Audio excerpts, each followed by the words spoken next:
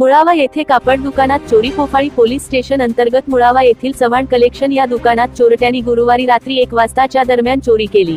हा चोरटा दुकानातील कापड व रोकड सहित सीसीटीव्हीचे डीव्हीआर सुद्धा घेऊन पसार झाला.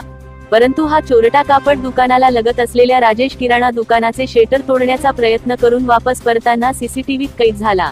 त्याच्या हातात लोखंडी रॉड, अंगावरती काळ्या पट्ट्याचा पांढरा टी-शर्ट व तोंडाला पांढरा रुमाल बांधून असल्याने त्याला पकडण्याचे आवाहन पोलिसांपुढे उभे आहे.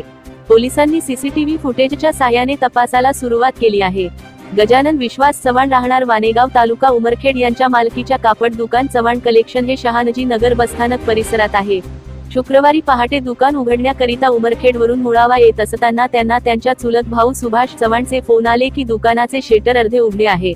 जाऊन पाहिले असता तेंडवा शटर मधातून लोखंडी रॉडने उचललेले दिसले. त्यांनी लगेच पोलीस स्टेशनला संपूर्ण माहिती दिली. काही वेळातच पोलीस स्टेशनचे ठाणेदार घटनास्थळी येऊन पाहणी केली असता यावेळी शटर उचकटले दिसले. चोरट्याने दुकानाच्या मधात दुकानातील टेबलचे ड्रॉवर उचकटले व दुकानातील रोकड लंपास केली. नंतर चोरट्याने दुकानातील सामानाची उचकापाचक करून पॅन्ट व शर्ट चोरून नेल्याचे दिसले. राजेश किराणा दुकानाबाहेर असलेल्या सीसीटीव्ही कॅमेऱ्यात दुचाकी उभी दिसली. तो दुचाकीने पसार झाल्याचा अंदाज पोलिसांकडून व्यक्त करण्यात येत आहे.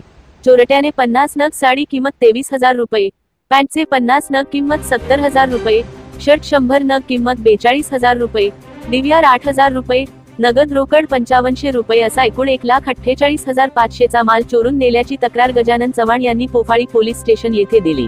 घटनास्थळी उपविभागीय पोलीस अधिकारी हनुमंत गायकवाड यांनी भेट दिली. यावेळी श्वान पथक व ठसातज्ञ पथक सुद्धा आला होता. या गुन्ह्याची नोंद फोफाळी पोलीस स्टेशन येथे करण्यात आली असून पुढील तपास ठाणेदार पंकज दाभाडे व त्यांची टीम करीत आहे.